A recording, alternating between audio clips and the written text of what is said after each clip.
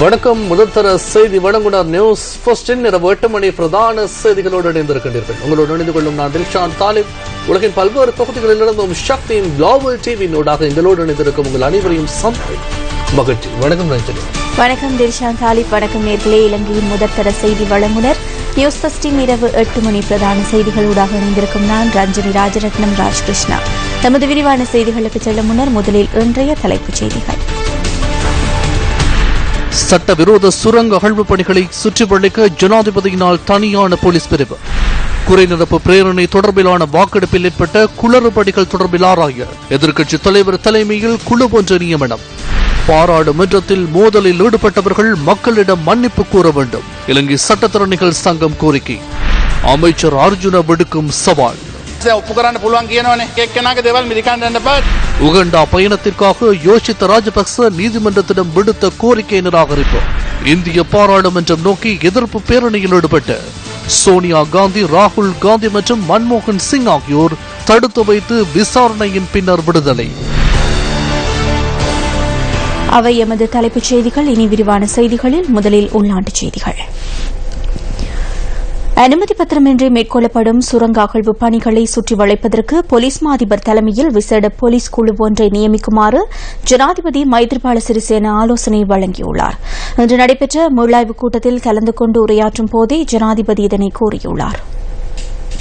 புவி சரதவியல் மற்றும் சுரங்கப் பணியக கேட்போர் கூடத்தில் பணியகத்தின் மீளாய்வுக் கூட்டம் நடைபெற்றது. நாடளாவிய ரீதியில் சட்டவிரோதமாக அகழ்வு பணிகளில் ஈடுபடுவோருக்கு எதிராக பாரபட்சமின்றி சட்டத்தை நடைமுறைப்படுத்துமாறு இதன்போது ஜனாதிபதி ஆலோசனை வழங்கியுள்ளார். அபிவிருத்தி செயற்பாடுகளின் போது புவி சரதவியல் மற்றும் சுரங்க பணியகத்தின் ஒத்துழைப்புகளை தாமதமின்றி பெற்றுக்கொள்வதன் அவசியம் தொடர்பிலும் ஜனாதிபதி மைத்ரிபால சிறிசேன இங்கு சுட்டிக்காட்டியுள்ளார். எமது நாட்டின் இயற்கை வளங்களை பாதுகாக்கும் பொறுப்பு இந்த நாட்டின் பிரஜைகள் என்ற வகையில் எமக்குள்ளது. குறிப்பாக மனிதர்கள் மற்றும் ஏனைய உயிரினங்கள் தொடர்பில் சிந்தித்தே செயற்பாடுகளை முன்னெடுக்க வேண்டும். இந்த நிறுவனத்திலிருந்து அரசாங்கத்துக்கு கிடைக்கும் வருமானத்தை அதிகரிப்பது ஒரு புறம், இந்த பணியகத்தை அமைத்ததன் மூலம் எதிர்பார்த்த விடயங்களை நிறைவேற்றுவது மற்றைய விடயமாகும். பாராளுமன்றம் நோக்கி முற்றுகை போராட்டம் நடத்துவதற்கு முயற்சித்த காங்கிரஸ் தலைவர் சோனியா காந்தி, உபதலைவர் ராகுல் காந்தி மற்றும் முன்னாள் பிரதமர் மன்மோகன் சிங் ஆகியோர் கைது செய்யப்பட்டு பின்னர் விடுவிக்கப்பட்டுள்ளனர். ஜனநாயகத்தை காப்போம் எனும் தொனிப்பொருளில் காங்கிரஸ் கட்சியினால் கூட்டம் ஒன்று நடத்தப்பட்டது. கட்சியின் தலைவர் சோனியா காந்தி தலைமையில் நடைபெற்ற இந்த கூட்டத்தில் கட்சியின் முக்கியஸ்தர்கள் உள்ளிட்ட பலர் கலந்து கொண்டனர். பின்னர் அவர்கள் டெல்லியின் ஜந்தர் மந்தர் பகுதியிலிருந்து பாராளுமன்றத்தை நோக்கி பேரணியாக சென்றனர்.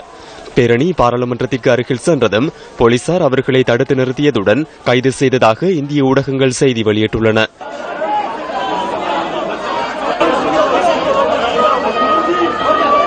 எவ்வாறாயினும் கைது செய்யப்பட்டவர்கள் சில நிமிடங்களில் விடுவிக்கப்பட்டமை குறிப்பிடத்தக்கது.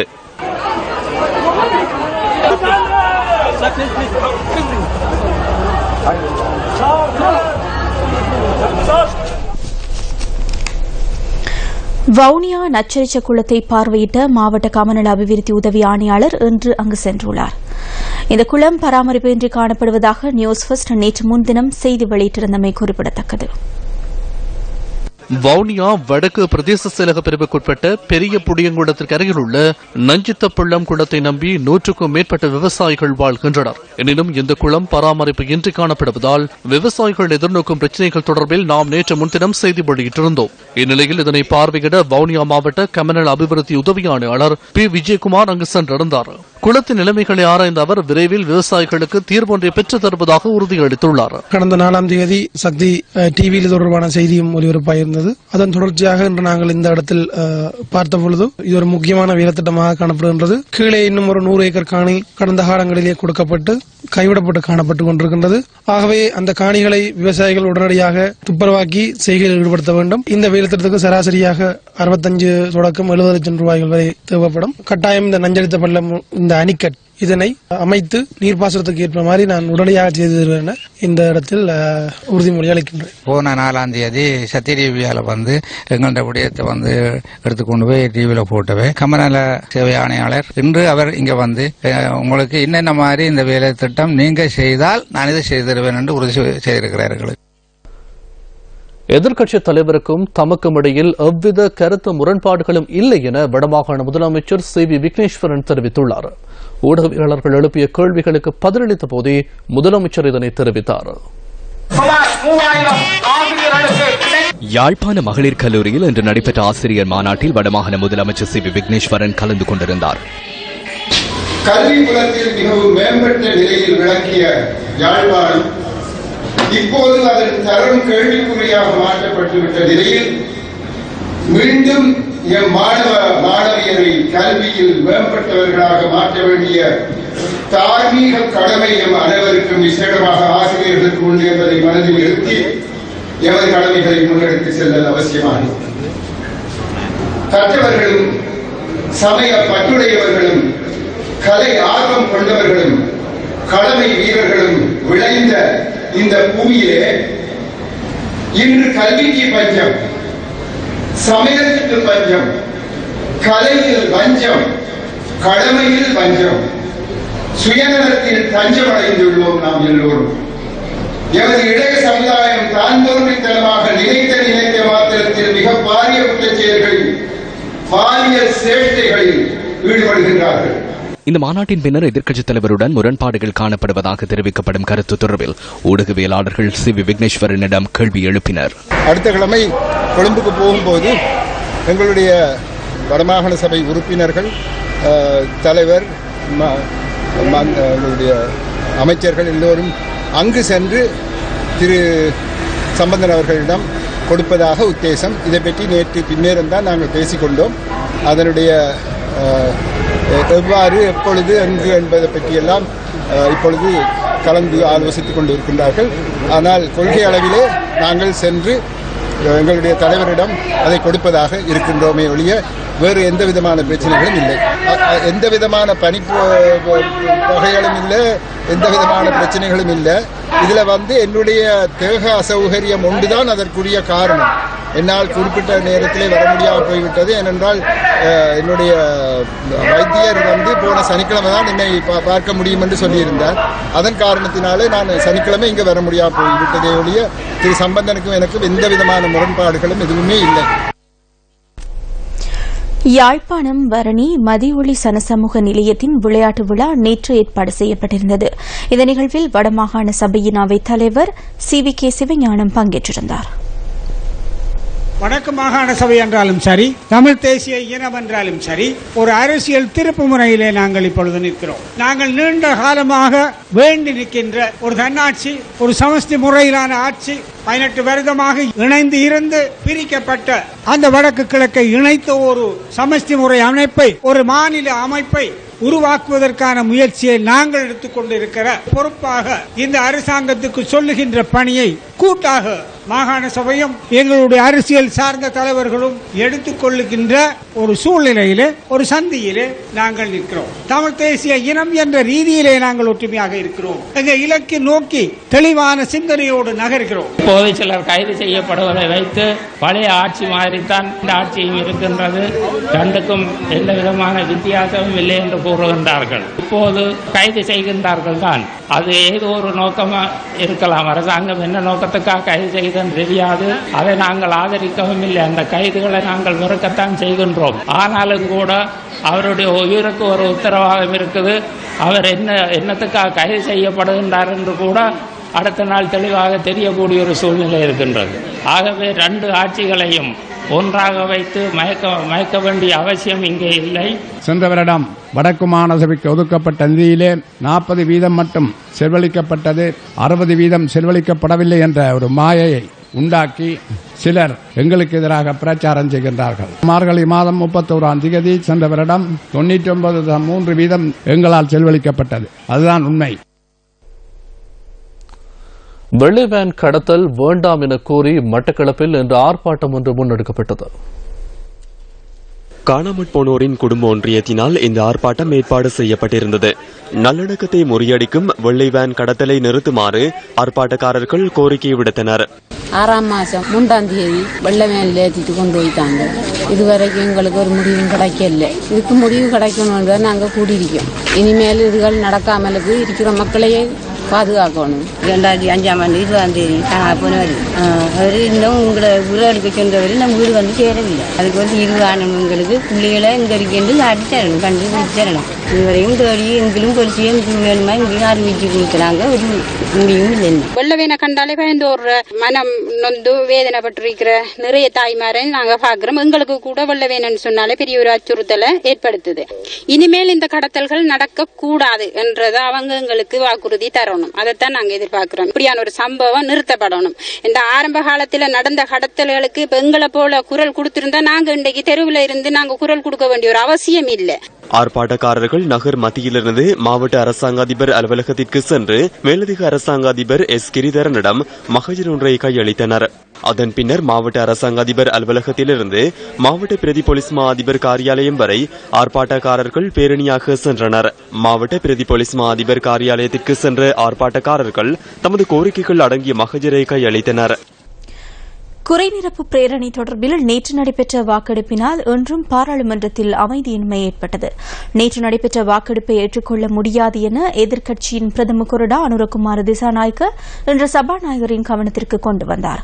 இதுகுறித்து ஆராய்ந்து அறிக்கை சமர்ப்பிப்பதற்கு எதிர்க்கட்சித் தலைவரின் தலைமையில் 4 பேர் அடங்கிய குழு ஒன்றை சபாநாயகர் நியமித்துள்ளார். குறைநிரப்பு பிரேரணைக்கு ஆதரவாக 33 வாக்குகளும் எதிராக 31 வாக்குகளும் அளிக்கப்பட்டதாக முதலில் அறிவிக்கப்பட்டது. அதன் பின்னர் அனைத்து கேமராக்களும் பரிசீலிக்கப்பட்டன. செயலாளர் நாயகம் இருந்தார். ஆளும் கட்சியின் மாரசிங் அவ்விடத்தில் இருந்தார். கௌரவ சபாநாயகரே, உண்மையில் வாக்கெடுப்பு 31-31 என்றே அமைந்திருந்தது. எனவே இந்த குறைநிரப்பு பிரேரணை சபையில் அங்கீகரிக்கப்படவில்லை என்பது முதலாவது விடயமாகும்.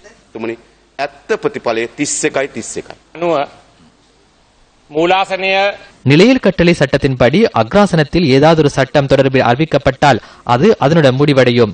பாராளுமன்றம் கலைக்கப்பட்ட பின்னர் இவர்கள் செயலாளர் நாயகத்தின் அலுவலகத்துக்கு சென்றுள்ளனர். சுற்றி வளைத்து அழுத்தம் விடுத்துள்ளனர். இதுவா பாராளுமன்றத்தின் நடைமுறை?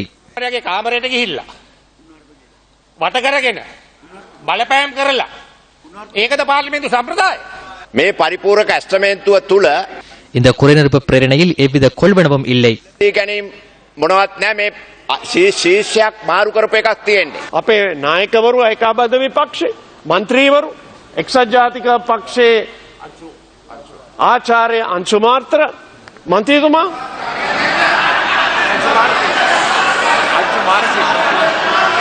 සමාවෙන්න මගේ මිත්‍රයාට ප්‍රශ්නයක් නෑ. ප්‍රධානීන් ගැනවලා அனைவரும் ஒன்று சேர்ந்து 2.5 மணித்தியாலங்கள் ஆராய்ந்தோம். அதன் பின்னர் வாக்கெடுப்பு தவறானது என்ற இணக்கப்பாட்டுக்கு வந்தோம்.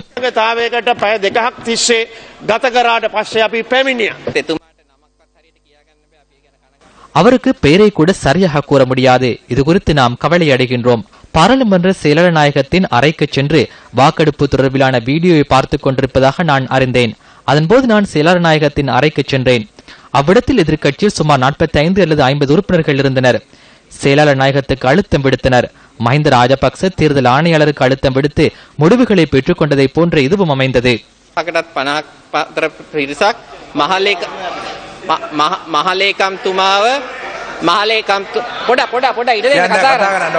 මහලේකම්තුමාව දැඩි පීඩනයකට ලක් කරා.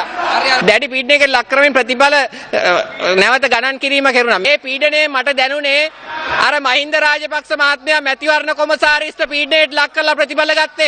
අන්න ඒ වගේ කියන්නේ පරීක්ෂා කරලා බලලා අපිට වාර්තාවක් ඉදිරිපත් කිරීමට இது குறித்து ஆராய்ந்து அறிக்கை சமர்ப்பிப்பதற்காக எதிர்க்கட்சி தலைவர் ஆர் சம்பந்தன், முன்னாள் சபாநாயகர் சமல் ராஜபக்ச, நீதி அமைச்சர் விஜயதாச ராஜபக்ச மற்றும் முன்னாள் நீதி அமைச்சர் ரவுஃப் ஹக்கீம் ஆகியோர் அடங்கிய குழுவை அமைக்கின்றேன். அந்த குழுவில் உள்ள 4 பேரும் குறைநிரப்பு பிரேரணைக்கு ஆதரவாக வாக்களித்தவர்கள். විපක්ෂ නායකතුමා විපක්ෂේ නියෝජනය කරන විපක්ෂ නායකතුමා ඒක ඡන්දේ දුන්නත් නැතත් ඒක බලලා විපක්ෂ නායකයන්නේ පාර්ලිමේන්තු විපක්ෂ නායක. වියා පිටින් අවසානයි අපි ඊළඟ වැටෙන බන්දුරින් අවසන් කරනවා. බාහන ඒක නෙමෙයි අහන්න පුළුවන්. අහගෙන ඉන්නකො සීఎම් මේකේ තියෙනවා. මේකේ කෝටි 2500ක් සර් මේක නොමග යවලා තියෙන්නේ. පාර්ලිමේන්තුව සුළු වෙලාවට කල් දානවා. තව විනාඩි 5කින් පක්ෂ නායක රැස්වීම පවත්වනවා. விவாதத்தின் போது ஏற்பட்ட அமைதியின்மையினால் பாராளுமன்றம் ஒத்திவைக்கப்பட்டு கட்சித் தலைவர்களின் கூட்டம் நடைபெற்றது. අපි යෝජනා කළ පරිදි நாம் இது குறித்து கலந்துரையாடினோம். நால்வர் அடங்கிய குழுவின் அறிக்கை அடுத்த பாராளுமன்ற அமர்வுக்கு முன்னர் சமர்ப்பிக்கப்படவுள்ளது. அதன்படி அடுத்த கட்சித் தலைவர்கள் கூட்டத்தில் அடுத்த கட்ட செயற்பாடுகளை எடுப்போம். පක්ෂ නායක රැස්වීමේදී අවශ්‍ය පියවර ගැනීමට අපි ඒකත්වයට පළ කළා. මේ අමාත්‍යාංශ ආරම්භ කරන්න அமைச்சுக்களுக்கு ஆரம்பமாக 5 லட்சம் ரூபாய் வீதம் 11 அமைச்சுக்களுக்கும் 55 லட்சம் ரூபாய் வழங்கப்பட்டது. அந்த நிதி தொடர்பில் மாத்திரமே நேற்று விவாதத்துக்கு எடுத்துக் கொள்ளப்பட்டது. அத்துடன் எதிர்காலத்தில் சமர்ப்பிக்கப்படவுள்ள கணக்கு அறிக்கையொன்றும் அனைவரும் அறிந்து கொள்ளும் விதத்தில் சபையில் சமர்ப்பிக்கப்பட்டது. நான் பாராளுமன்ற உறுப்பினர்களுக்கு குறை கூறவில்லை. ඒක නිසා අපි මන්ත්‍රීතුමන්ලාට දොස් කියන්නේ නැහැ. මමත් ඇත්තටම මුලදී මේකේ පොඩ්ඩක් නොමග ගියා. ඊයේදී අපිට ඒ පිළිබඳව වෙනම 50 කෙටුම් පතක් ඉදිරිපත් කරනවා. කවුරු හරි වගකීම බාර ගන්න එපා. ඔබතුමාලාට යම් අපහසුතාවයක් ඇති වුණා අපි ඒකට කනගාටුව ප්‍රකාශ කරනවා ඒක. அண்மையில் பாராளுமன்றத்தில் ஏற்பட்ட மோதலுடன் தொடர்புபட்ட மக்கள் பிரதிநிதிகளை பாராளுமன்றத்திலிருந்து நீக்க வேண்டும் என இலங்கை சட்டத்தரணிகள் சங்கம் தெரிவிக்கின்றது. அவ்வாறு இடம்பெறுவது கனவு என்பதால் ஆக குறைந்தது மக்கள் பிரதிநிதிகள் மக்கள் மத்தியில் மன்னிப்பு கூறுவதற்கு தூண்ட வேண்டும் என அந்த சங்கம் விடுத்துள்ள அறிக்கையில் தெரிவிக்கப்பட்டுள்ளது. பாராளுமன்றத்தில் அண்மையில் ஏற்பட்ட மோதல் தொடர்பில் இலங்கை சட்டத்தரணிகள் சங்கத்தின் தலைவர் ஜனாதிபதி சட்டத்தரணி ஜெர பலகரத்னவின் கையொப்பத்துடன் இன்று பிற்பகல் அறிக்கை ஒன்று வெளியிடப்பட்டது. பாராளுமன்றத்தில் இவ்வாறு உறுப்பினர்கள் மோதிக்கொள்வது தேசத்துக்கு அபகீர்த்தியை ஏற்படுத்துவதாக அதில் குறிப்பிடப்பட்டுள்ளது. பாராளுமன்ற உறுப்பினர்களுக்கான உடனடியான ஒழுக்காற்று கொள்கை ஒன்றை அறிமுகம் செய்து அதனை கண்காணிப்பதற்காக சுயாதீன நிறுவனம் ஒன்றை ஸ்தாபிக்க வேண்டும் எனவும் இலங்கை சட்டத்தரணிகள் சங்கம் கோரிக்கை விடுத்துள்ளது. எவராவது ஒரு உறுப்பினர் அந்த கொள்கைகளை மீறுவாராக இருந்தால் உரிய நேரத்தில் நடவடிக்கை எடுத்து அவரை பாராளுமன்ற வெளியேற்ற வேண்டும் எனவும் அந்த அறிக்கையில் குறிப்பிடப்பட்டுள்ளது. அத்துடன் தகுதியானவர்களை பாராளுமன்றத்துக்கு தெரிவு செய்வது மக்களின் பொறுப்பு எனவும் இலங்கை சட்டத்தரணிகள் சங்கம் தெரிவித்துள்ளது. இது முதல் சம்பவம் அல்ல. இதற்கு முன்னரும் இதுபோன்ற சம்பவங்கள் இடம்பெற்றுள்ளன. பாராளுமன்றத்தில் என்ன நடக்கிறது என்பதை மக்கள் பார்த்துக் கொண்டிருக்கின்றனர். எனவே பாராளுமன்றத்தில் உள்ள உறுப்பினர்களின் ஒழுக்கத்தை பாதுகாப்பதற்கான ஒழுக்க கோவை ஒன்று அவசியம். பாராளுமன்றம் என்பது நாட்டின் சட்டத்தை உருவாக்கும் இடமாகும். அந்த இடத்தில் சட்டம் மீறப்படுமாக இருந்தால் அது மிகவும் மோசமான நிலைமையாகும். மக்கள் பிரதிநிதிகள் மிகவும் பொறுப்புடன் செயற்பட வேண்டும் என்பதே இலங்கை சட்டத்தரணிகள் சங்கத்தின் எதிர்பார்ப்பாகும். මහජන නියෝජිතයන් මීට වැඩිය වගකීමෙන් යුතුව කටයුතු කරනු ඇතයි. தமிழக தேர்தலை முன்னிட்டு அனைத்திந்திய அண்ணா திராவிட முன்னேற்ற கழகம் வெளியிட்டுள்ள தேர்தல் விஞ்ஞாபனத்திலும் இலங்கை தமிழர்கள் தொடர்பான விடயங்கள் உள்ளீர்க்கப்பட்டுள்ளன. அதிமுகவின் தேர்தல் விஞ்ஞாபனத்தில் தனி ஈழம் எய்திடும் வகையில் தொடர்ந்தும் நடவடிக்கைகள் எடுக்கப்படும் என வாக்குறுதி அளிக்கப்பட்டுள்ளது. அதிமுகவின் தேர்தல் விஞ்ஞாபனம் முதலமைச்சர் ஜெயலலிதா ஜெயராமினால் நேற்று மாலை வெளியிட்டு வைக்கப்பட்டது.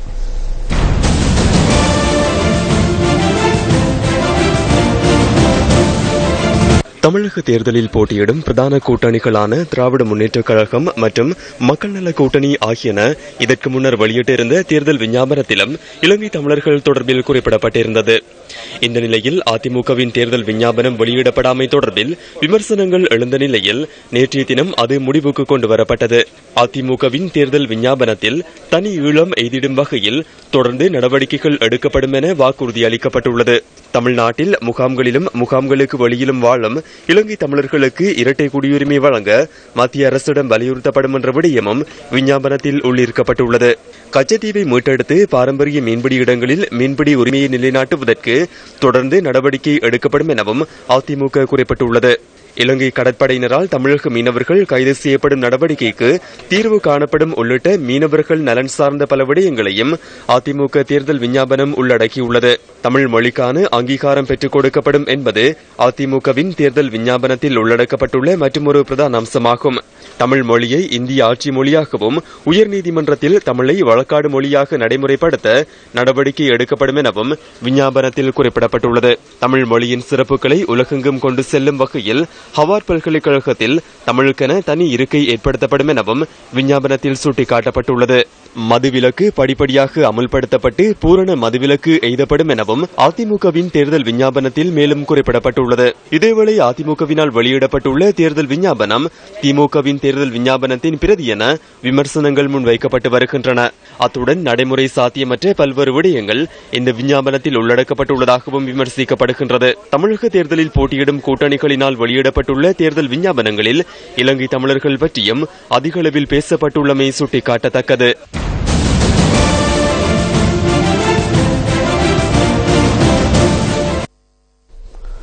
முன்னாள் ஜனாதிபதி மஹிந்த ராஜபக்சவின் மகன் யோசித்த ராஜபக்ச வெளிநாடு செல்வதற்கு அனுமதி கோரி விடுத்திருந்த கோரிக்கை கடுவலை நீதவான் நீதிமன்றத்தினால் இன்று நிராகரிக்கப்பட்டுள்ளது. எதிர்வரும் 11ஆம் தேதி முன்னாள் ஜனாதிபதி மஹிந்த ராஜபக்சவுடன் உகாண்டாவிற்கு பயணிப்பதற்கு நீதிமன்றத்திடம் அனுமதி கோரப்பட்டிருந்தது. உகண்டா அரசின் அழைப்பின் பிரகாரம் மஹிந்த ராஜபக்சவின் இந்த பயணத்தின் போது யோசித்தவையும் இணைத்துக் கொள்வதற்கு அனுமதி வழங்குமாறு அவர் சார்பில் ஆஜரான சட்டத்தரணிகள் நேற்று நீதிமன்றத்தில் கோரிக்கை விடுத்தனர். எனினும் இந்த கோரிக்கைக்கு போலீஸ் நிதி மோசடி விசாரணை பிரிவினர் மறுப்பு தெரிவித்த நிலையில் கோரிக்கை நிராகரிக்கப்பட்டுள்ளது.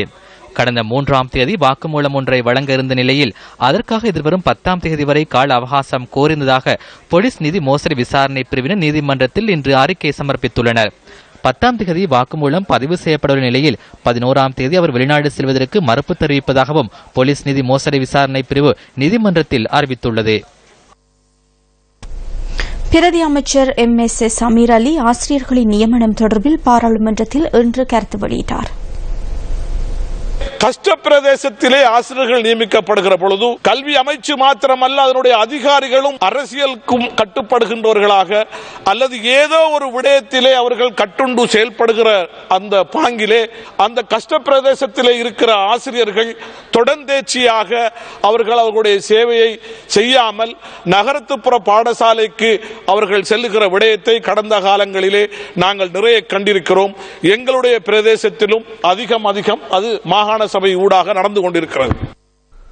மண்சரிவு அபாயம் காரணமாக பாதுகாப்பான இடங்களுக்கு செல்லுமாறு அறிவிக்கும் அதிகாரிகள் தமக்கு நிரந்தர தீர்வு வழங்குவதற்கு முன்வருவதில்லை என பாதிக்கப்பட்ட மக்கள் குற்றம் சுமத்துகின்றனர். அதற்கு பதுளை மாவட்ட வேவச தோட்ட மக்களும் விதிவிலக்கல்ல. 2014ஆம் ஆண்டு செப்டம்பர் மாதம் மீறிய பெத்தையில் ஏற்பட்ட மண் சரிவை அடுத்து வேவச தோட்டத்திலும் மண் சரிவு அபாயம் நிலவுவதாக தெரிவித்து அந்த பகுதியை சேர்ந்த மக்கள் பாதுகாப்பான இடங்களுக்கு அனுப்பப்பட்டனர். இதன்போது இந்த பகுதியில் வசிக்கும் 16 குடும்பங்களை சேர்ந்த 75 பேர் தெபத பிரிவில் தற்காலிகமாக குடியமர்த்தப்பட்டனர். நீர், மின்சாரம் என அடிப்படை வசதிகள் அற்ற நிலையில் சுமார் 15 மாதங்களாக தகர கொட்டகைகளில் இவர்கள் வாழ்ந்து வருகின்றனர்.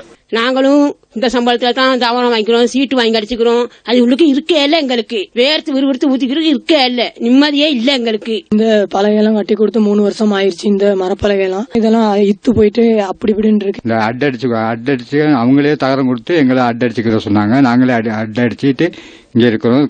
அந்த மரங்களும் இத்து போயிடுச்சு.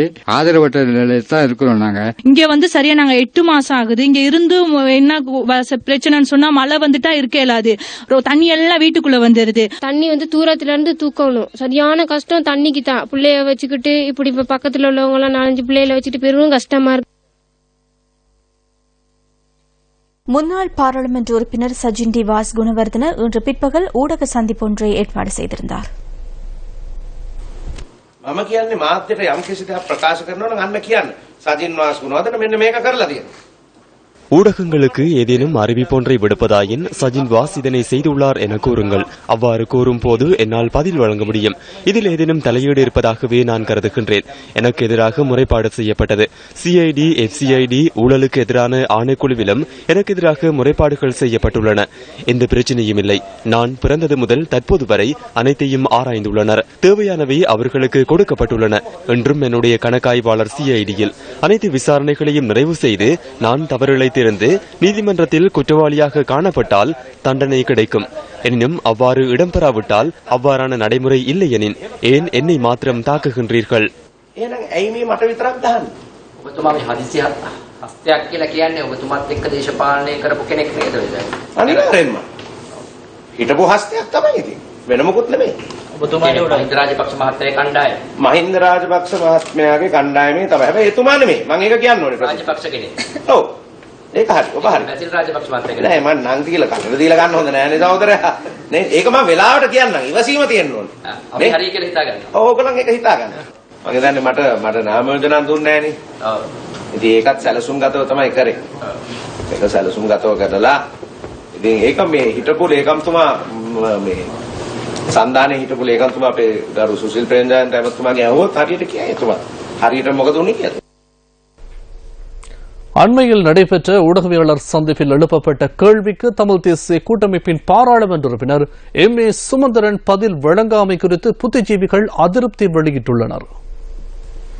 தமிழ் தேசிய கூட்டமைப்பு இலங்கை தமிழர்களுடைய அபிவிருத்தி கருதி இந்த பாராளுமன்றத்திலே இடம்பெறுகின்ற ஒரு பெரிய கட்சி. அந்த கட்சியினுடைய ஊடக பேச்சாளராக இருக்கின்றவர் ஊடகங்களோடு தன்னுடைய கருத்துக்களை பகிர்ந்து கொள்கின்ற பொழுது மிக நிதானமாக அதை கையாள வேண்டிய ஒரு பொறுப்பு மிக்க பதவியிலே இருக்கிறார். அவர் எடுத்த எடுப்பிலேயே இந்த ஊடகவியலாளரோடு கோபித்த வகையில் அல்லது அவர்கள் கொடுக்கின்ற கேள்விகளுக்கு பதில் இருக்கக்கூடிய வகையிலே இது அவருடைய பொறுப்பற்ற செயலைத்தான் நான் காட்டுகிறது. அவர்களை கடிந்து கொண்டு அவர்களுக்கு கூறிய பதிலை தெரிவிக்காமல் இருப்பது மிக வேதனைக்குரிய ஒரு விடயம் என்று நாங்கள் கருதுகிறோம். இது போன்ற ஒருவரை பாராளுமன்ற தெரிவு செய்யப்பட்டதே மக்களுடைய ஒரு விளங்காத தன்மையாகத்தான் நான் நினைக்கின்றேன். எனவே ஊடகவியலாளர் சந்திப்பு என்று ஒன்றை கூப்பிட்டால் ஊடகவியலாளர் கேட்கின்ற கேள்விகளுக்கு அவர் சரியான பதில் அளிக்க வேண்டும். அதை விடுத்து இது சரியில்லை, இது எந்த கேள்வியை நீங்க கேட்கக்கூடாது என்றெல்லாம் அவர் சொல்லக்கூடாது. நாட்டில தகவல் அறியும் சட்ட மூலங்கள் நிறைவேற்றப்பட்டு கொண்டிருக்கின்ற இந்த காலகட்டத்தில் இவருடைய கருத்து தகவல் அறியும் சட்ட மூலத்தை எதிர்ப்பதாக இருக்கிறது. எங்களை அடக்கும் தினத்தில் நாட்டினுடைய பாராளுமன்றத்தினுடைய ஒரு அங்கத்துவத்தை வகிக்கக்கூடிய ஒரு தமிழ் தேசிய கூட்டமைப்பினுடைய ஒரு பாராளுமன்ற உறுப்பினர் இவ்வாறு கருத்து தெரிவித்திருப்பது உண்மையில் மன வருத்தத்துக்குரிய ஒரு செயற்பாடு. மடக்க இயலாது என்று சொல்லி இந்த கடுந்தொணியில் அல்லது தங்களுடைய படித்த அதிகார வர்க்க நிலையை வெளிப்படுத்தி காட்டும் முகத்திலே இருப்பது ஒரு பொதுசன தொடர்பு கொள்ளல ஒழுங்கான முறையில் ஒரு கட்சி செய்யவில்லை என்றதுதான் எண்ண தோன்றுகிறது. விளையாட்டுச் செய்தி. தேசிய ஒலிம்பிக் குழுவுடன் ஒத்துழைத்து செயற்பட்டு அடுத்த பொதுநலவாய விளையாட்டு விழாவில் இலக்குகளை அடைய நடவடிக்கை எடுப்பதாக விளையாட்டுத்துறை அமைச்சர் தயாசிறி ஜெயசேகர தெரிவிக்கின்றார். பொதுநலவாய விளையாட்டு சம்மேளனத்தின் ஆசிய வலய கூட்டத்தில் கலந்து கொண்டு அவர் இதனை கூறினார். பொதுநலவாய விளையாட்டு சம்மேளனத்தின் தலைவரான லூயிஸ் மார்டின் அம்மையாரின் தலைமையில் ஆசிய வலயத்திற்கான கூட்டம் கொழும்பில் இன்று நடைபெற்றது. இந்த கூட்டத்தில் பொதுநலவாய விளையாட்டு சம்மேளனத்தின் ஆசிய வலயத்திற்குட்பட்ட 8 நாடுகளின் தலைவர்கள் கலந்து கொண்டனர்.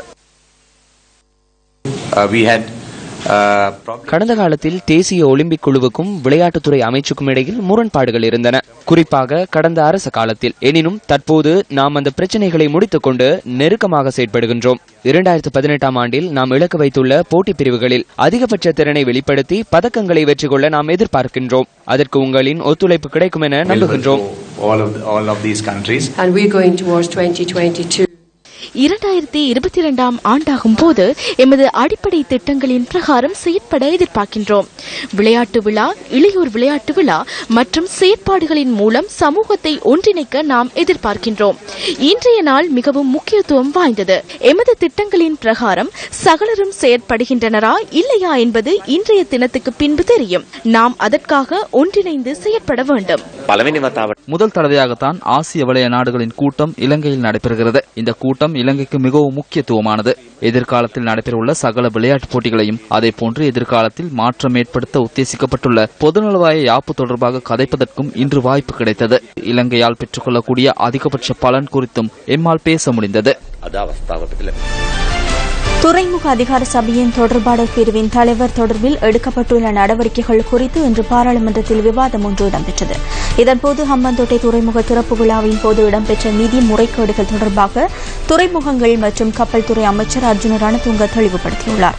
இது தொடர்பான விரிவான தகவலை எமது 10:45 பிரதான செய்திகளில் எதிர்பாருங்கள். இத்துடன் 8 மணி பிரதான செய்தி அறிக்கை நிறைவு பெறுகிறது. வணக்கம்.